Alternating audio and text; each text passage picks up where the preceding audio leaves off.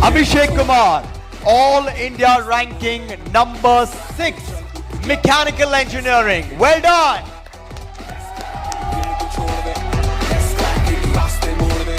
Adarsh Bharadwaj, Engineering Science 4 AIR.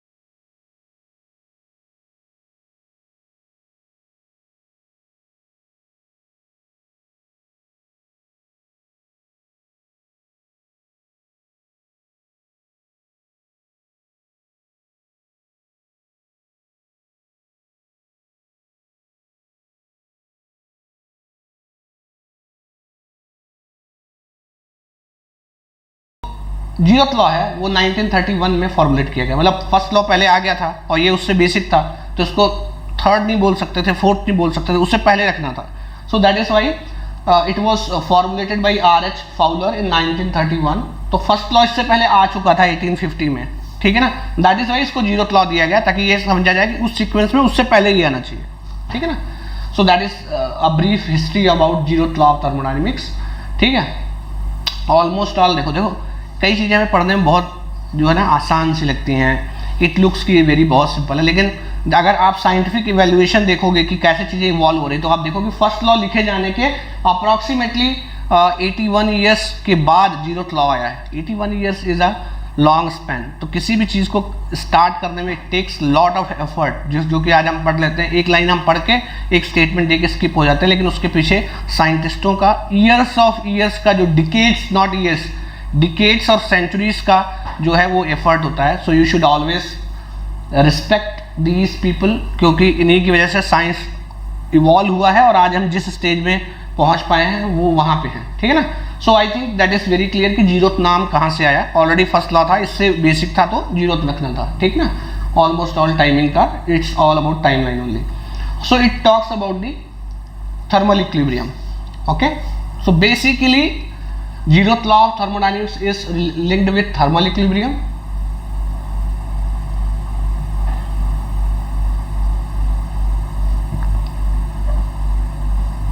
Okay,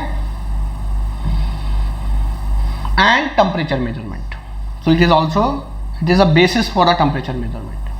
तो ये objective में क्वेश्चन पूछा जाता है कि which law of thermodynamics is basis for temperature measurement. So you can say zeroth law of thermodynamics is basis for the temperature measurement. Okay. देखो है क्या, देखो उससे पहले कि आप दो चीज़ों को समझो, adiabatic wall and diathermic wall, ठीक है. एडियाबैटिक वॉल और डायाथर्मिक वॉल क्या है. अगर ये वॉल एडियाबैटिक वॉल है, अगर ये डायाथर्मिक है, it will allow heat flow through it, ठीक. तो हीट फ्लो होगा, ठीक, हीट ट्रांसफर होगा. अगर ये आपका एडियाबैटिक है, डायाथर्मिक वॉल नहीं है, it's an adiabatic wall. Okay,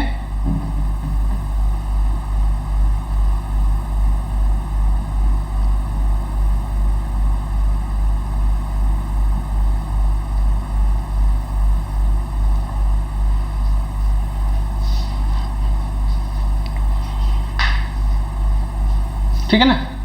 ये एडियाबैटिक वॉल है और ये डायाथर्मिक वॉल है.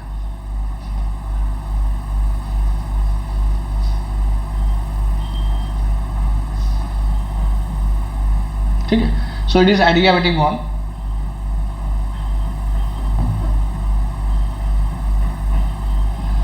No, it will not allow heat flow through it, ठीक है. ये अलाउ करेगा, हीट फ्लो इसके थ्रू हो सकता है, ठीक है. सो आप इस चीज़ को समझ लो, इस जीरोथ लॉ ऑफ थर्मोडायनेमिक्स को समझने में इस चीज़ को समझना बहुत जरूरी है, ठीक है ना. Adiabatic wall does not allow heat flow, it does not allow heat flow and it allows heat flow through it, है ना. तो आप जैसे क्या कह सकते हो, कोई इंसुलेटर आप रख दो यहाँ पे, तो इंसुलेटर अपने थ्रू हीट ट्रांसफर नहीं होने देगा, तो वो एडियाबैटिक वॉल बन जाएगा। और इसका मटेरियल आप स्टील बना दो तो इजीली फ्लो हो जाएगा और डायाथर्मिक वॉल हो जाएगा। परफेक्ट एडियाबैटिक वॉल एक हाइपोथेटिकल कॉन्सेप्ट है और रियलिटी में एग्जिस्ट नहीं करता, मतलब कोई मटेरियल रख दो थोड़ा बहुत हीट ट्रांसफर तो हो गई। Okay, coming back to this point, देखो फाउलर ने एक एक्सपेरिमेंट किया, ठीक है। देखो उसने क्या किया, व्हाट वाज द एक्सपेरिमेंट। आपको एक्सपेरिमेंट बहुत ही बेसिक लॉ है ये, मतलब ऐसा मतलब बच्चों वाला जैसे खेल खेल लेना। देखो मैं एक चीज बताऊं आपको, thermodynamics really second law of thermodynamics से स्टार्ट होता है। First law of thermodynamics for unsteady state से बिल्कुल स्टार्ट होता है, सेकंड लॉ से थर्मोडायनेमिक्स अपना सही चेहरा बनाता है। जो अभी तुम पढ़ रहे हो सब 12 का कंटेंट है, ठीक है ना। आप इस कोर्स को करके क्या बेनिफिट में रहोगे ये सेकंड लॉ से आपको पता लगेगा कि what is the difference in learning thermodynamics from JS Gill and thermodynamics by any x educator. आपको डिफरेंस सेकंड लॉ से और first law of thermodynamics for unsteady state से क्लियरली पता लगने लग जाएगा कि आप इस कोर्स को फॉलो करके क्या एक्स्ट्रा सीख रहे हो जो आपने पहले नहीं पढ़ा था, ठीक है ना। बाकी ये सब तो चिंटू कैंडी वाला जो है सिलेबस है, बेसिक चीजें हैं। Second law, first law unsteady state और सेकंड लॉ से आपको रियल चेहरा थर्मोडायनेमिक्स का पता चलेगा और फिर आपको पता लगेगा कि इस कोर्स में आपको क्या एक्स्ट्रा मिल रहा है जो दूसरी जगह नहीं मिल रहा है, ठीक है। सो देखो 2 ब्लॉक है, ठीक, ये एक ब्लॉक है,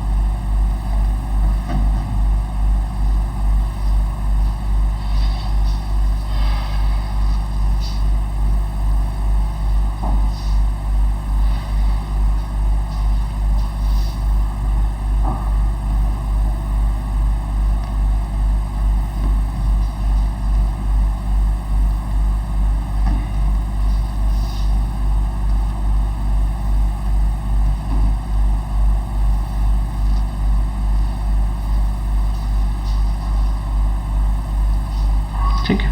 ये एक ब्लॉक है जिसको हम बोल सकते हैं ए ब्लॉक है, ये ब्लॉक बी है, ये सी है, ठीक है। अब देखो इन दोनों ब्लॉक के बीच में क्या है, डायाथर्मिक वॉल लगा हुआ है। इसके बीच में क्या है, डायाथर्मिक वॉल।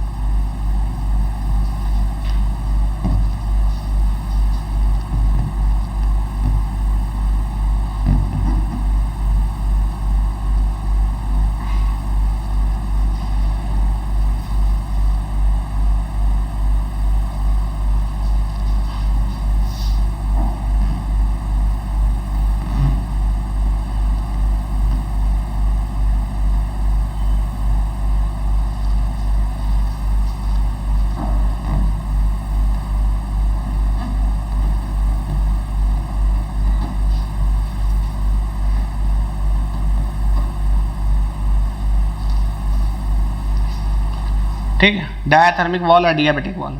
अब देखो डायाथर्मिक वॉल क्या है, कहने का मतलब ये है यहां हीट फ्लो हो सकता है इनके बीच में और इनके बीच में कोई कनेक्शन नहीं है ना, ठीक। इनके बीच में कनेक्शन हो सकता है, ठीक है, इनके बीच में हीट ट्रांसफर हो सकता है, ठीक। इसके बीच में हीट ट्रांसफर नहीं हो सकता, मतलब A and C, B and C are in contact, whereas A and B is not in contact, ठीक है ना। A and C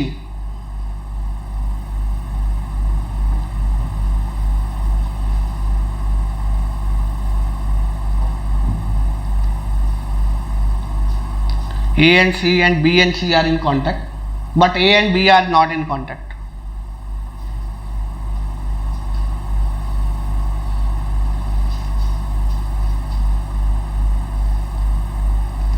ठीक, अब ध्यान से देखना।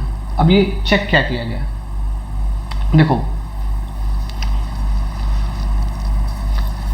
जीरोथ लॉ ऑफ थर्मोडायनेमिक्स क्या कहता है कि अगर बॉडी ए सी के साथ थर्मल इक्विलिब्रियम में है, बॉडी बी सी के साथ थर्मल इक्विलिब्रियम में है, देन ए और बी भी थर्मल इक्विलिब्रियम में होंगे। ठीक, ये जीरोथ लॉ ऑफ थर्मोडायनेमिक्स कहता है if body A is in thermal equilibrium with body C and body B is in thermal equilibrium with body C independently, then both will be in thermal equilibrium with each other. A and B C के साथ thermal equilibrium में है, ठीक है ना, तो ए और B आपस में भी थर्मल इक्विलिब्रियम में होगा। ठीक है ना।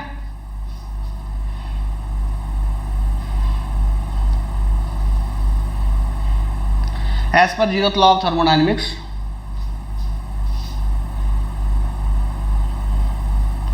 as per zeroth law of thermodynamics,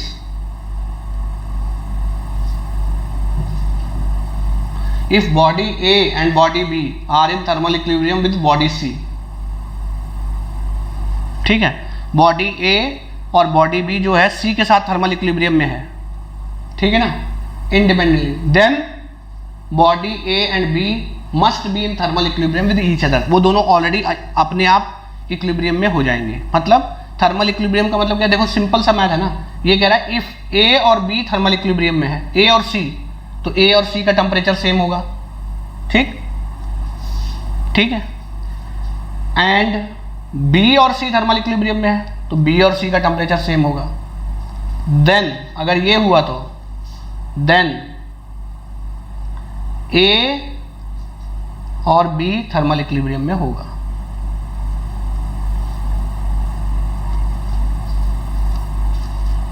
ठीक है, ए और बी ऑटोमेटिकली थर्मल इक्विलिब्रियम में आएगा। ठीक है, क्लियर है, बहुत सिंपल लग रहा है मैथ में ना। x equals to Y and x is equal to Y and z equals to Y, ठीक है ना, तो x और z क्या होगा, इक्वल, मतलब a equals to b, b equals to c। So देखो a equals to c and b equal to c, तो a और b इक्वल है, तो सिंपल है ना। ठीक है, अगर बॉडी ए बी के साथ सी के साथ इक्विलिब्रियम में है, बी सी के साथ है, तो ए और बी भी होगा। अब देखो इसको एक्सपेरिमेंटली कैसे प्रूव किया गया। देखो इनके बीच में डायथर्मिक, मतलब हम कह रहे हैं कि ये और ये इक्विलिब्रियम में है ना, थर्मल इक्विलिब्रियम में, ये और ये इक्विलिब्रियम में है। ठीक, तो देखो मैंने डायथर्मिक वॉल लगाया है, मतलब जितना हीट ट्रांसफर आपस में होना होगा हो चुका होगा। ठीक है ना, तो देखो इसका प्रॉपर्टी है ए, इक्विलिब्रियम में आने के बाद इसका प्रॉपर्टी है कुछ थर्मोडायनेमिक प्रॉपर्टी। इसका प्रॉपर्टी क्या है और इसका प्रॉपर्टी है, अब देखो इनके बीच में डायथर्मिक वॉल है, अगर इसका टेम्परेचर और इसके बीच में टेम्परेचर डिफरेंस है तो हीट ट्रांसफर होकर दोनों का टेम्परेचर इक्वलाइज हो जाएगा। इसका हीट ट्रांसफर होकर टेम्परेचर इक्वलाइज हो जाएगा। ठीक है, बट इनके बीच में तो कोई कनेक्शन नहीं है, तो पहले हम क्या करेंगे, स्टेप 1 में इस अरेंजमेंट को ऐसे रहने देंगे। तो ये दोनों इक्विलिब्रियम में आ गए, ये दोनों इक्विलिब्रियम में आ गए। अब इनके बीच में एडियाबैटिक वॉल था, अब इनके बीच में अगर हीट ट्रांसफर हो भी सकता है तो भी नहीं होगा। क्यों नहीं होगा, क्योंकि एडियाबैटिक वॉल है।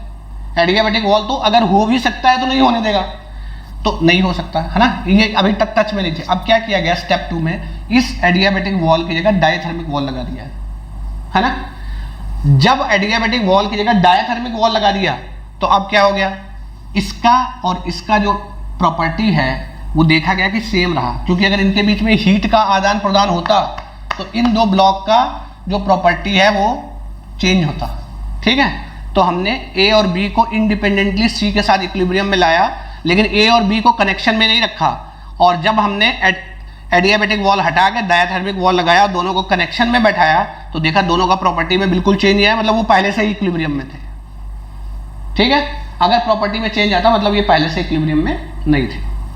और देखो मजेदार बात है, ये थर्मल इक्विलिब्रियम की बात कर रहा है, कोई जरूरी नहीं है कि ए और बी, अगर हम तो हम क्या बोलेंगे कि अगर ए और सी थर्मल इक्विलिब्रियम में है, बी और सी थर्मल इक्विलिब्रियम में है, तो ए और बी आपस में थर्मल इक्विलिब्रियम में होगा। लेकिन तीनों बॉडी एक ही जगह कांटेक्ट में रखी हो ऐसा कोई जरूरी नहीं है। जैसे हम बोलेंगे एक ब्लॉक है ये, इसका टेम्परेचर 100 डिग्री सेल्सियस, दूसरा ब्लॉक यहाँ रखा है 120 डिग्री सेल्सियस, दोनों थर्मल इक्विलिब्रियम में है भले ही कांटेक्ट में ना हो, तो इनको कांटेक्ट में 100 डिग्री सेल्सियस, ये दोनों थर्मल इक्विलिब्रियम भले ही ये कांटेक्ट में ना हो। ठीक है ना, एज सिंपल एज दैट। ठीक है ना, इसका यूज किया गया टेम्परेचर मेजरमेंट में। ठीक, कैसे, देखो एक इसमें से बना, तीन चीजें है ना, एक बना थर्मोमीटर, जिससे आप टेम्परेचर नापते हो। एक बना रेफरेंस, ठीक, और एक वो जिसका टेम्परेचर नापना है, ठीक। जैसे आपका बॉडी का टेम्परेचर नापना है, एक हो गया मान लो बी हो गया आपका बॉडी, ठीक, सी हो गया जो थर्मोमीटर लगा के आप नापते हो, और ए हो गया मान लो जिसके रेफरेंस में उसको कैलिब्रेट किया गया है। तो एक रेफरेंस जिसका रेफरेंस नापे हो, एक खुद थर्मोमीटर और दूसरा जिसका टेम्परेचर नापना है, ठीक। इस बेसिस पे हम देखेंगे आगे टेम्परेचर मेजरमेंट कैसे करते हैं।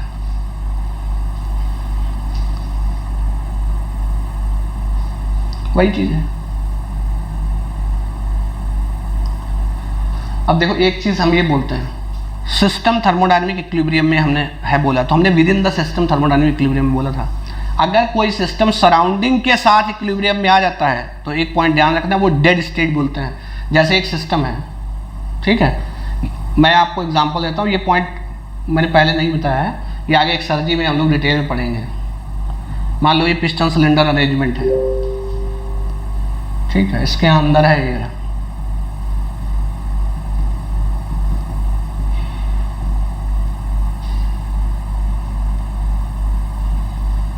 ठीक। अब देखो इसके सराउंडिंग का टेम्परेचर है 25 डिग्री सेल्सियस और इस एयर का टेम्परेचर है पूरे का 120 डिग्री सेल्सियस। तो ये सिस्टम थर्मोडायनेमिक इक्विलिब्रियम में है, इसका मतलब क्या है, पूरे सिस्टम के अंदर 120 डिग्री सेल्सियस है। पूरे सिस्टम के अंदर टेम्परेचर कितना है, 120 डिग्री सेल्सियस, ठीक है ना। पूरे जो सिस्टम के अंदर टेम्परेचर क्या है, 120 डिग्री सेल्सियस, ठीक है।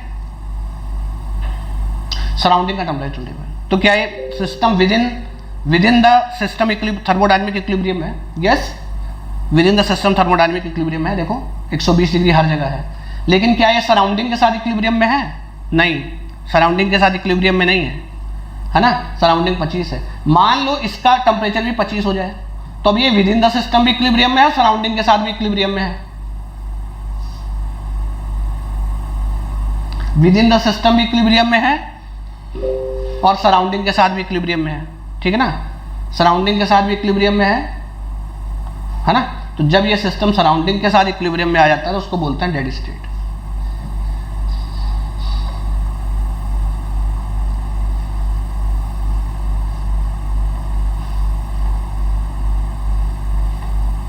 जब कोई सिस्टम सराउंडिंग के साथ इक्विलिब्रियम में आ जाता है तो उसको बोलते हैं डेड स्टेट, ठीक है। ओके,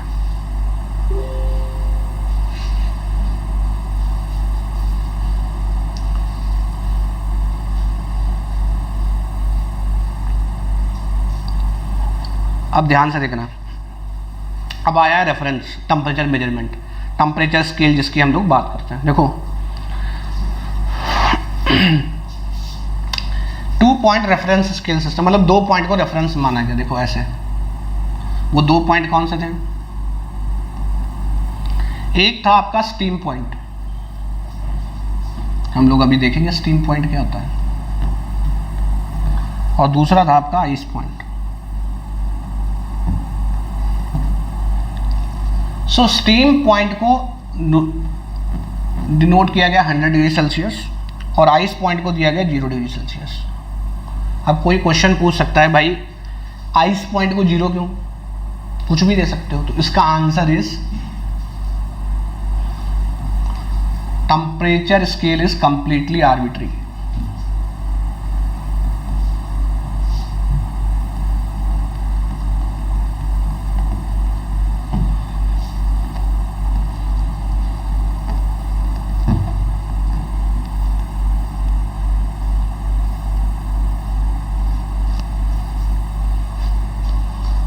ठीक है, temperature scale is completely arbitrary, ठीक है।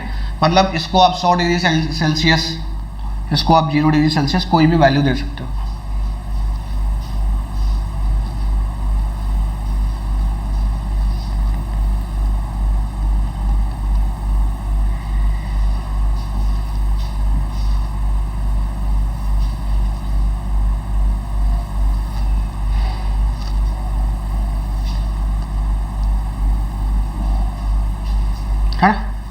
अब इसको इक्वल 100 स्केल्स में डिवाइड कर दिया जाए,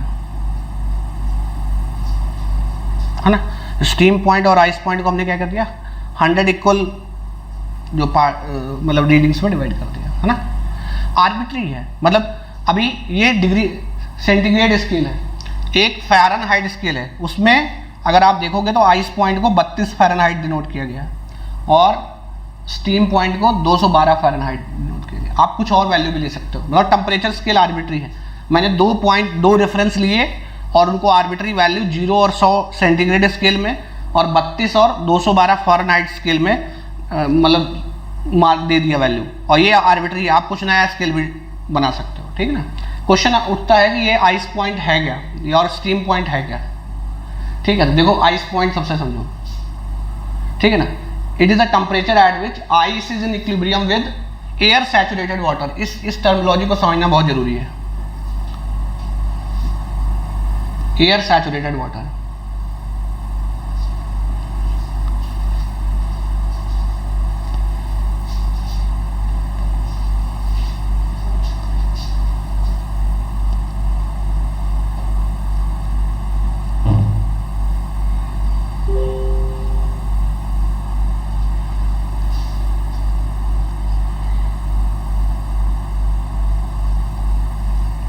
और इसके सराउंडिंग में वाटर है।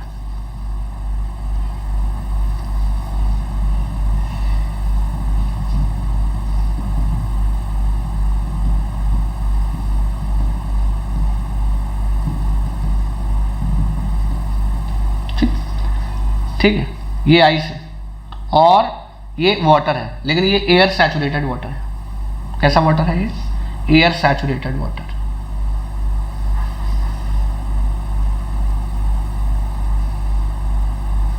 ठीक, एयर सैचुरेटेड वाटर है ना। तो ये आइस पिघल रहा है और इसके सराउंडिंग ये वाटर के साथ इक्विलिब्रियम में है, इसको आइस पॉइंट बोल देते हैं, ठीक है ना। ध्यान रहे, ये water must be air saturated. Her water के अंदर एक एयर को एब्जॉर्ब करने का कैपेसिटी होता है, वाटर के अंदर एयर को एब्जॉर्ब करने का कैपेसिटी होता है। तो मतलब एयर सैचुरेटेड वाटर मतलब जितना ये एयर अपने अंदर एब्जॉर्ब कर सकता है उतना कर चुका है, ठीक है ना। So that is known as air saturated water, ठीक है। तो वाटर के अंदर जितना एयर होना है उतना होगा, ठीक, दैट इज आइस पॉइंट। इसको दिया गया 0 डिग्री सेल्सियस, ठीक। Next is steam point.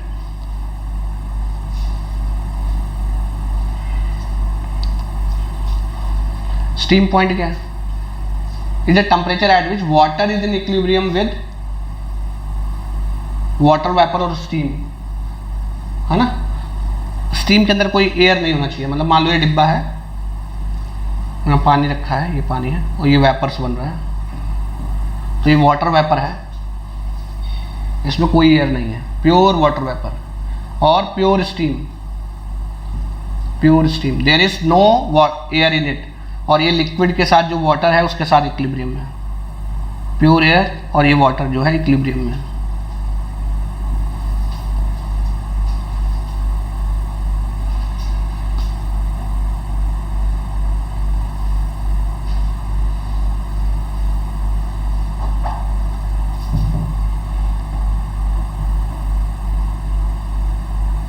इसको नाम दिया गया 100 डिग्री सेल्सियस स्टीम पॉइंट को।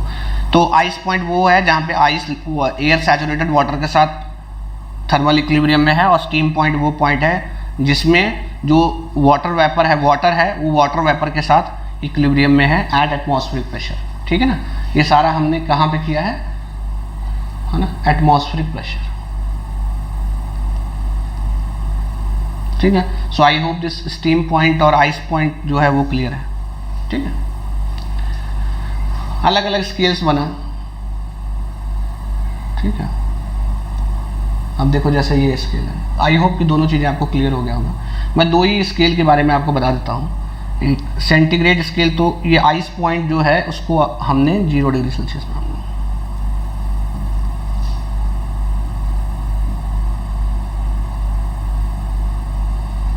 उसको 100 डिग्री सेल्सियस, है ना। इसी पे फ़ारेनहाइट को 32 डिग्री फ़ारेनहाइट है और ये आपका फ़ारेनहाइट में 212 डिग्री फ़ारेनहाइट है, ठीक है। अब देखो ध्यान से, इनके बीच में आप रिलेशन निकाल सकते हो। क्या रिलेशन निकाल सकते हो? देखो, मान लो ये फ़ारेनहाइट है, डिग्री सेल्सियस का कुछ एक्स वैल्यू है, तो यहाँ ये फ़ारेनहाइट स्केल है, इसका कुछ इसके करस्पॉन्डिंग जो वैल्यू है एफ वैल्यू है। आप सिर्फ फ्रैक्शन ले लो, दिस x माइनस जीरो, ये डिग्री सेंटीग्रेड स्केल में, डिवाइड बाई 100 माइनस जीरो। ये किसका लिया? मतलब इस स्केल का ये हिस्सा डिवाइडेड बाई टोटल स्केल। इसमें क्या है, ये मान लो कुछ भी है, ये इसको y फिलहाल मान लेता हूँ, y है ना, तो y माइनस कितना आएगा 32 डिवाइडेड बाई ये इसका ये हिस्सा divide by total, so 212 minus 32, ठीक है ना। तो x y में रिलेशन आ जाएगा, है ना। तो आप देख लो ये क्या आएगा x और ये क्या आएगा 80 आएगा ना, ये 180 होगा ना, सो 100 बाई 180,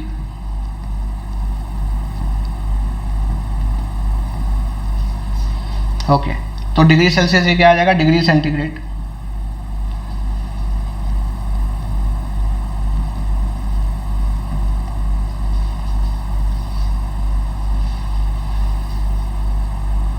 तो this is relation between degree Celsius and Fahrenheit, ठीक है।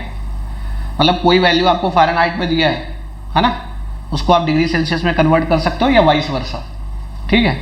अब इसमें एक पॉइंट आपके समझने वाला है और वो ये है,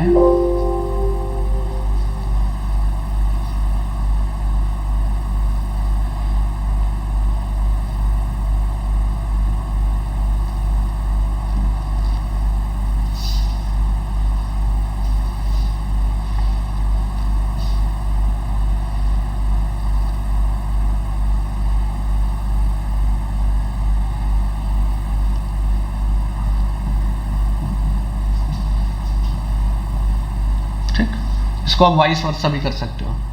तो आप degree Fahrenheit minus 32 equals to क्या हो जाएगा 9/5 डिग्री सेल्सियस, है ना।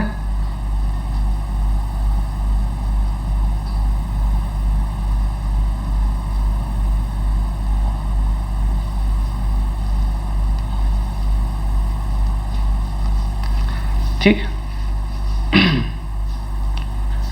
अब ध्यान से देखना, अगर आपको डिग्री सेल्सियस में वैल्यू पता है, ठीक है, तो अगर आप डिग्री सेल्सियस की वैल्यू को 9/5 से मल्टीप्लाई करके उसमें 32 जोड़ देंगे, ठीक है, जैसे फॉर एग्जांपल 0 डिग्री सेल्सियस है तो ये 0 है, 9/5 से मल्टीप्लाई करो 0 हो जाएगा 32, तो 0 डिग्री सेल्सियस किसके करस्पॉन्डिंग होगा, आपका 32 डिग्री फ़ारेनहाइट। 100 डिग्री सेल्सियस है, ठीक है, यहाँ 100 रख दो, है ना, 100 डिवाइड बाई 5 क्या जाएगा 20 multiplied by 9 180 plus 212 degree Fahrenheit, ठीक। अब एक ऐसा टेम्परेचर है, देखो I want to answer one question,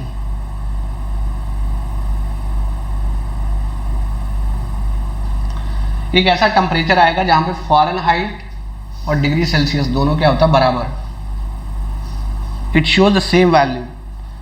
क्या मतलब है, अभी मैंने बताया कि डिग्री फ़ारेनहाइट में आप कैसे कन्वर्ट करते हो, डिग्री सेल्सियस की वैल्यू को आप 9/5 से मल्टीप्लाई कर दो प्लस 32 उसमें जोड़ दो। अब ये दोनों वैल्यू सेम है तो इसको x है तो ये भी x है प्लस 32, इससे क्या आएगा उधर जाएगा तो ये -4/5x आ जाएगा,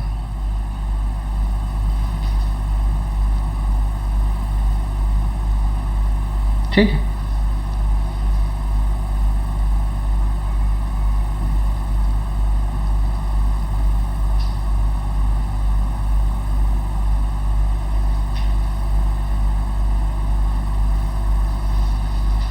ठीक है 4/5 ना, हाँ तो ये कितना आएगा 40 डिग्री सेल्सियस,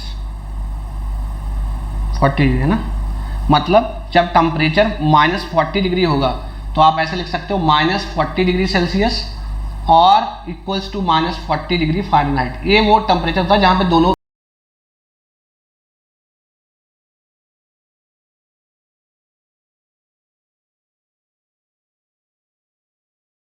का वैल्यू सेम आता है। 40 डिग्री फ़ारेनहाइट।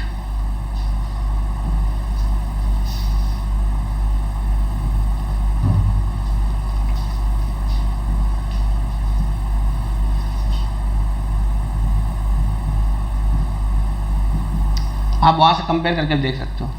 अगर इसका आप वैल्यू -40 डिग्री सेल्सियस रखोगे तो कितना आएगा, देखो -40 तो ये कितना आएगा, -360 बाई 5 + 32 कितना आएगा ये,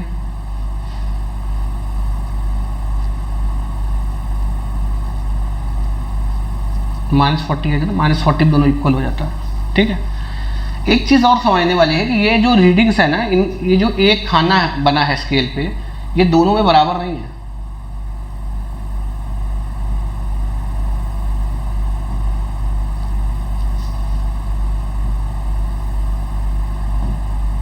जैसे ना मैं इसको यहाँ बनाता हूँ, इस चीज़ को समझो, this is very important to understand. ये 100 डिग्री सेल्सियस है,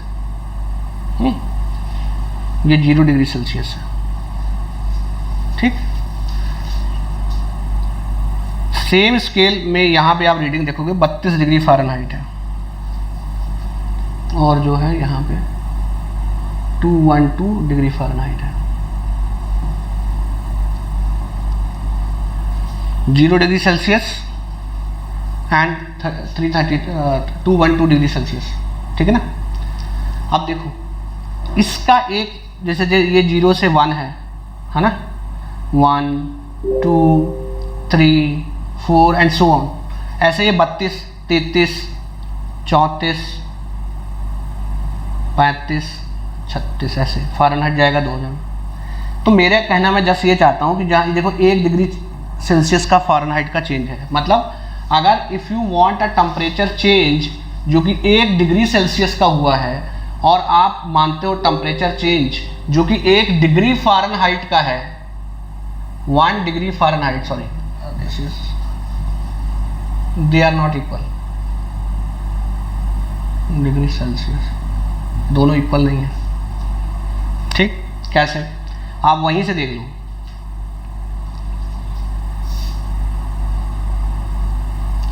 जैसे मान लो मैं डिग्री फ़ारेनहाइट में लिख रहा हूँ ना, फ़ारेनहाइट इक्वल्स टू क्या है, 9/5 सेल्सियस + 32। मान लो कोई एक वैल्यू है ना, तो मैं लिख देता हूँ F1 C1 वैल्यू, एक मान लो कुछ वैल्यू है 35 डिग्री सेल्सियस, है ना, एक, है ना, और इसका वैल्यू।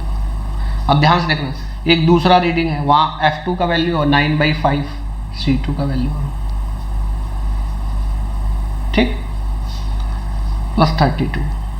अब इसका चेंज लो, तो फ़ारेनहाइट में जो चेंज आएगा, मान लो कि जितना जो चेंज फ़ारेनहाइट में आएगा, है ना, और ये जो क्या आएगा 1.8 टाइम्स जो सेल्सियस में चेंज आएगा। तो डेल्टा C कुछ नहीं है, C1/C2, C1 - C2, और चेंज इन फ़ारेनहाइट क्या है, F2 - F1 है, F2 - C2 - C1 लिख लो, F2 - F1, है ना।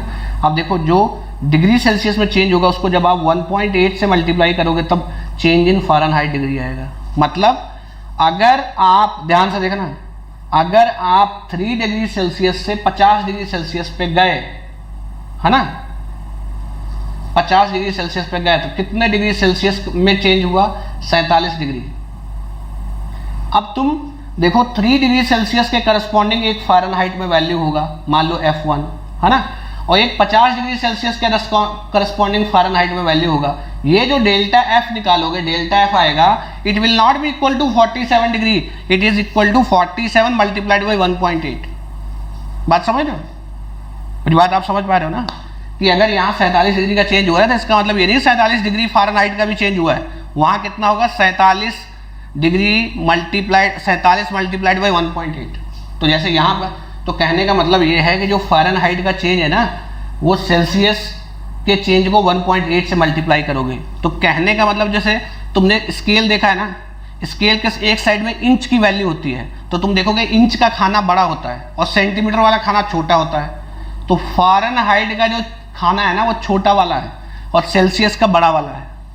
देखो जो चेंज सेल्सियस में होगा, जब उसको 1.8 से मल्टीप्लाई करोगे तो फ़ारेनहाइट का चेंज आएगा। मतलब खाना किसमें ज़्यादा छोटा है, खाना छोटा है आपका फ़ारेनहाइट का, है ना। मतलब एक समझ लो कि 10 मीटर चढ़ने के लिए ऐसे समझो, ये आपका है, ये यहां से यहां चढ़ने के लिए मतलब आप लंबाई समझ लो, ये 10 मीटर है और जीना बना हुआ है। एक जगह आपको चढ़ना है 20 जीना और दूसरी जगह चढ़ना है 30 जीना, यही तो है ना। तो मत समझ लो 20 जीना किस में चढ़ना है, 20 जीना पढ़ना है डिग्री सेल्सियस में 47, और 30 डिग्री जीना किस में चढ़ना है, फ़ारेनहाइट में। तब मुझे बताओ कि 10 मीटर का हाइट है, एक में 20 जीना चढ़ना है, एक में 30 जीना चढ़ना, तो किसमें छोटा छोटा कदम रखना पड़ेगा, 30 वाले में छोटा छोटा कदम रखना पड़ेगा ना। अगर मान लो एक मंजिल का आपका घर है, एक ग्राउंड से एक मंजिल पे पहुंचने के लिए आपने 20 जीना बनाया, 20 स्टेप बनाया, और दूसरी जगह आपने 30 बनाया, तो 30 वाला जो होगा वो छोटा छोटा स्टेप होगा ना। इसका मतलब फ़ारेनहाइट क्या है, फ़ारेनहाइट क्या है, छोटा छोटा है, स्टेप्स है, ठीक है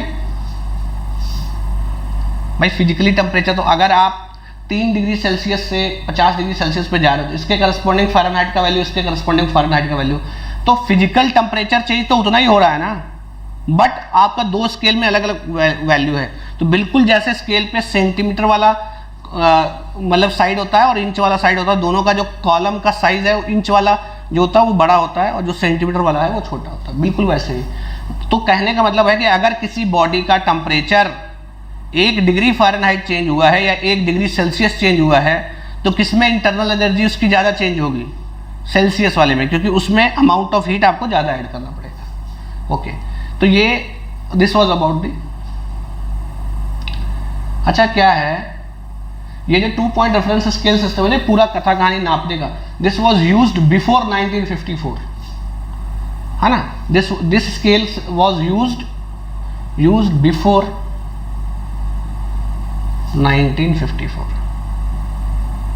1994 में एक बहुत फेमस कॉन्फ्रेंस हुआ था जिसमें इसको अबेंडन कर दिया गया था, बंद कर दिया गया था, single point reference scale system आ गया था। क्यों आया था उस चीज़ पे हमें थोड़ा सा बात करना है, लेकिन उससे भी पहले मैं एक, मान लो ना आप डिग्री सेल्सियस बनाना चाहते हो ना आप डिग्री फ़ारेनहाइट बनाना चाहते हो, आप एक आर्बिट्री ऐसे ही अपना स्केल बनाना चाहते हो। मतलब ये 0 डिग्री सेल्सियस है आइस पॉइंट,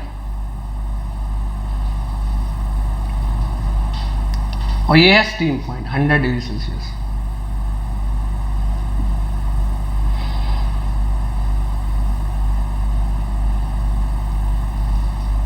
ठीक है,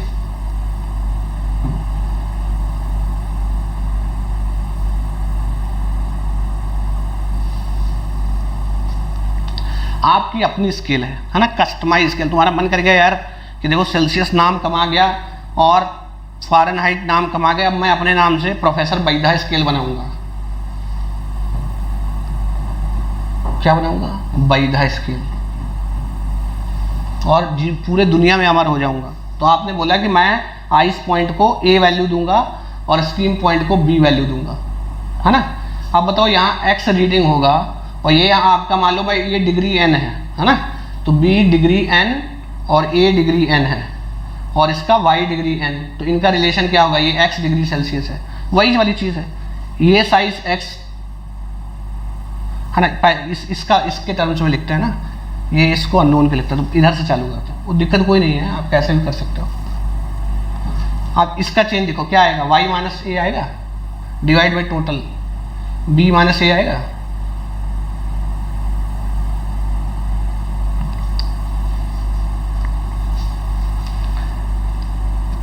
और वो क्या आ जाएगा x माइनस 0 100 माइनस 0, तो ये क्या आ जाएगा आपको y लिया, तो ये y जो डिग्री है ना आपका स्केल है वो सेल्सियस से कैसे रिलेटेड है देखो।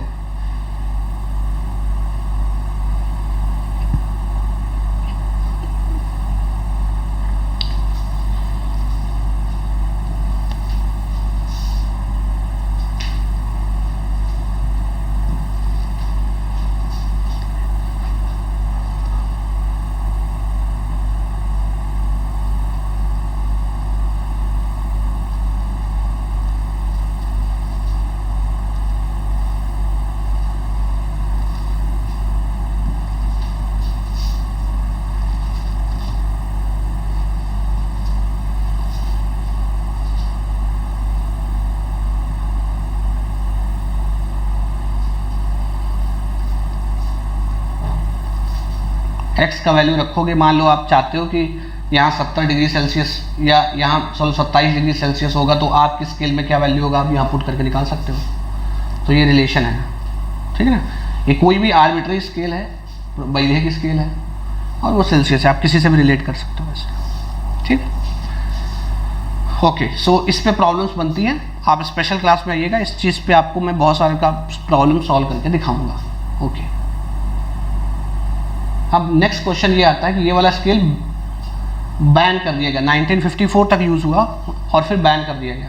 सो 2 point reference scale system was abandoned in 1954। 1954 में इसको बंद कर दिया गया बिकॉज ऑफ 2 रीजन्स, ठीक है ना। कौन कौन सा? It was difficult to achieve equilibrium between ice and air saturated water. Ice और एयर सैचुरेटेड वाटर के बीच में इक्विलिब्रियम ला पाना प्रैक्टिकली पॉसिबल नहीं था। देखो कैसे, मान लो ये एक डब्बा है, इस डब्बे के अंदर आइस रखा हुआ है, क्या है इस डब्बे के अंदर? आइस, इसके चारों तरफ वाटर है।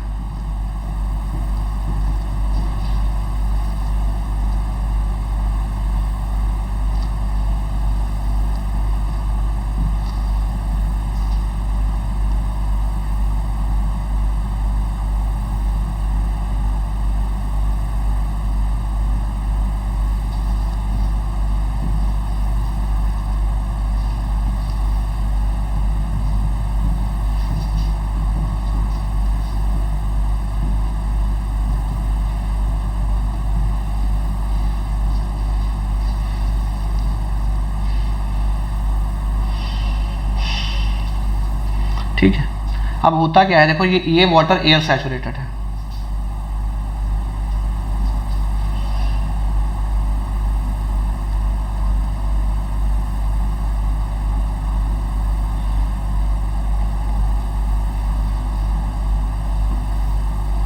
है ना।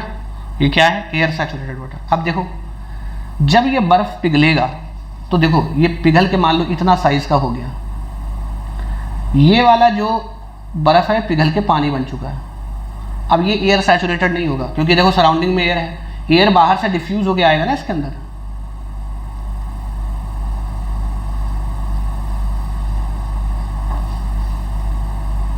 एयर बाहर से डिफ्यूज होके आएगा यहां पे,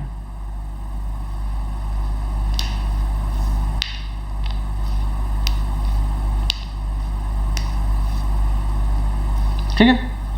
तो जब बर्फ पिघलेगा तो बर्फ जो आइस है, ice will always be surrounded by pure water. भैया जो आइस होगा ना उसके चारों तरफ क्या होगा? Pure water, air saturated water नहीं होगा। क्योंकि मान लो ये बर्फ का टुकड़ा है, ये बर्फ का टुकड़ा है, इसके चारों तरफ पानी है। अब बर्फ जब पिघलेगा तो इसके बर्फ के चारों तरफ कौन होगा? ये टुकड़े के चारों तरफ कौन होगा? जो आइस पिघलने से वाटर आया है, तो भैया ये प्योर वाटर होगा, ना कि एयर सैचुरेटेड वाटर। अब ये क्या है, इसको सराउंडिंग से एयर मिलेगा तो इसके अंदर कुछ एयर तो आएगा, लेकिन ये पूरी तरह से मतलब सैचुरेट नहीं हो पाएगा। तो एयर सैचुरेटेड वाटर मतलब अचीव करने में दिक्कत था, इसलिए ये सबसे पहले तो इसलिए इसको स्ट्राइक आउट किया। मतलब जो आपका रेफरेंस पॉइंट है वही गड़बड़ है, रेफरेंस पॉइंट आप प्रैक्टिकली अचीव ही नहीं कर पा रहे हो। दूसरा था extreme sensitivity of steam point, ठीक है ना। Extreme sensitivity of steam point मतलब जो स्टीम पॉइंट है ना वो किस चीज पे लिया था हमने? एटमॉस्फेरिक प्रेशर, है ना, एट 1 atm। मतलब जिस भी जगह पे आप एक्सपेरिमेंट कर रहे हो वहां का एटमॉस्फेरिक प्रेशर, ठीक है। और आपको पता है सिचुएशन टू सिचुएशन ये एटमॉस्फेरिक प्रेशर,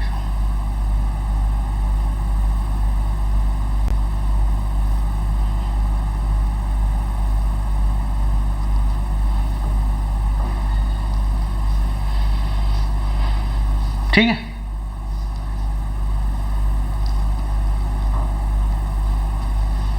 अब क्या है, मान लो आप एक्सपेरिमेंट कर रहे हो दिल्ली में, हैदराबाद में, बेंगलोर में और हिमाचल में, ठीक है, पहाड़ों पे एक्सपेरिमेंट कर रहे हो, तो आपका एटमॉस्फेरिक प्रेशर अलग अलग होगा। और ये जो स्टीम पॉइंट है ना, it is highly sensitive to आपका जो है एटमॉस्फेरिक प्रेशर, तो ये फ्लक्चुएट होगा। ये सबसे बड़ी दिक्कत है। मतलब आप अगर दिल्ली में हो और आप हरिद्वार में चले गए तो दोनों का जो रेफरेंस पॉइंट है वो बहुत चेंज हो जाएगा, और फिर तो आप पूरे वर्ल्ड में एक स्टैंडर्ड यूज़ करने की बात कर रहे हो ना। दैट इज़ वाई ये भी बहुत दिक्कत है कि ये प्रेशर पे बहुत ज़्यादा डिफिकल्ट है। तो मतलब जहाँ जहाँ अलग अलग जगह एक्सपेरिमेंट करोगे तो उसकी वैल्यू अलग अलग आएगी। ये दो रीजन की वजह से, एक तो आइस को एयर सैचुरेटेड वाटर के साथ इक्विलिब्रियम में लाना is very practically not possible, और steam point is extreme sensitive to pressure change, जो कि होगा ही होगा, एक जगह से दूसरी जगह जाओगे। इन दोनों कारण की वजह से इसको बैन कर दिया गया।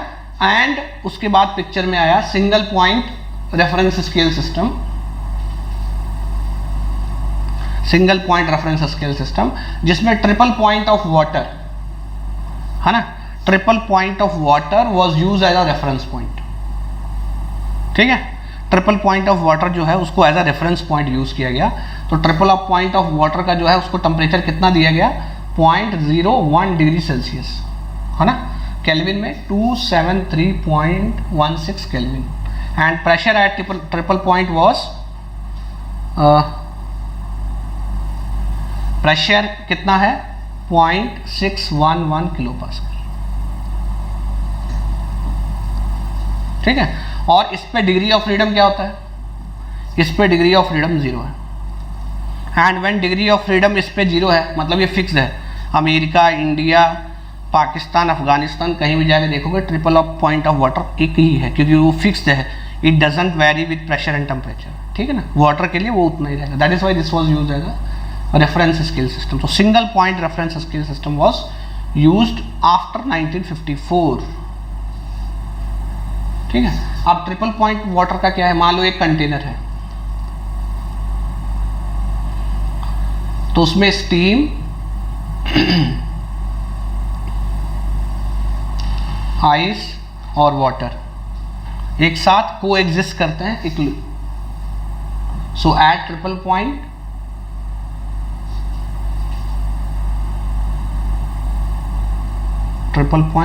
Steam, ice and water coexist in equilibrium, coexist in equilibrium।